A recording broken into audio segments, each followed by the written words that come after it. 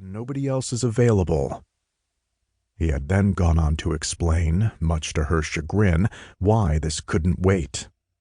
The sensor readings being shared in his office had crossed the minimum safe thresholds by a wide margin. An investigation was needed to ensure there wasn't a potential environmental situation in the making.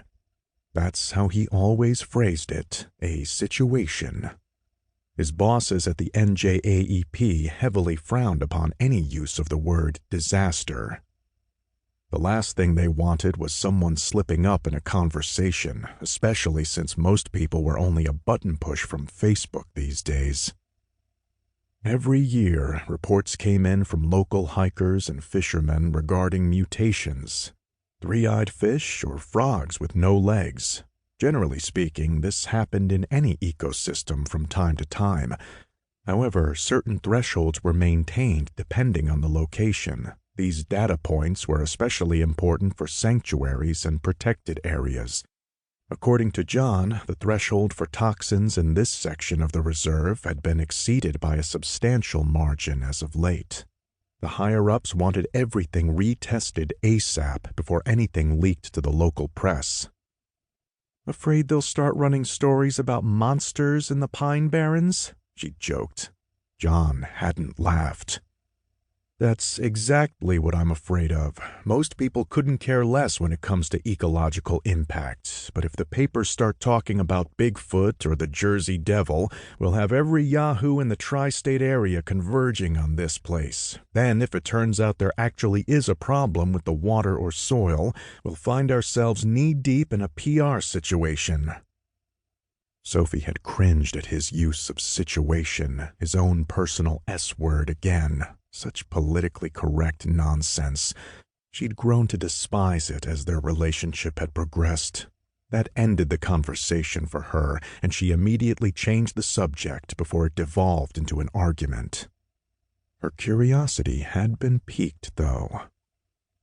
On the ride over, she found herself bringing it up again. By then, she had no choice but to come along, so she figured a little enthusiasm might put her husband in a good mood for the weekend ahead.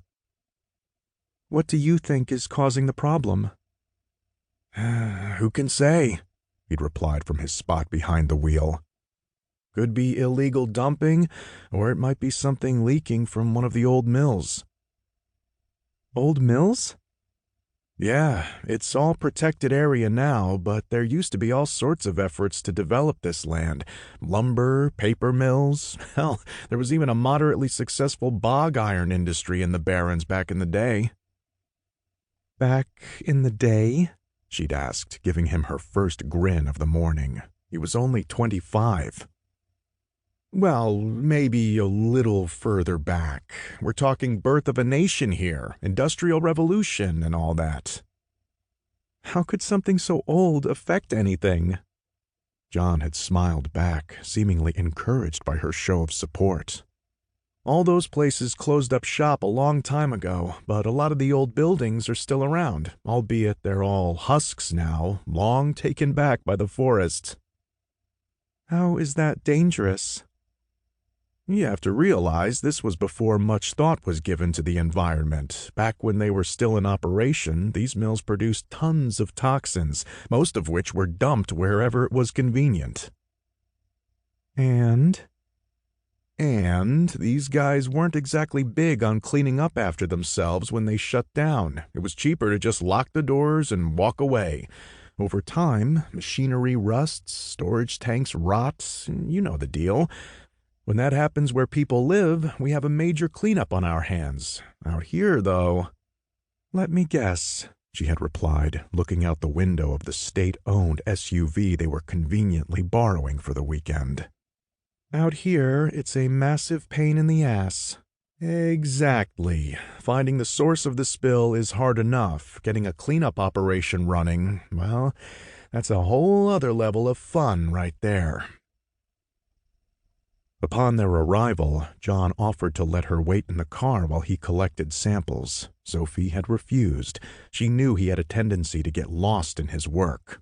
Although she wasn't particularly fond of spending an afternoon in some god-forsaken wilderness, she figured that continually reminding him of her presence could mean that... To keep listening to this audiobook, I've left you a link in the description so you can do it, at no cost thanks to Audible's 30-day free trial.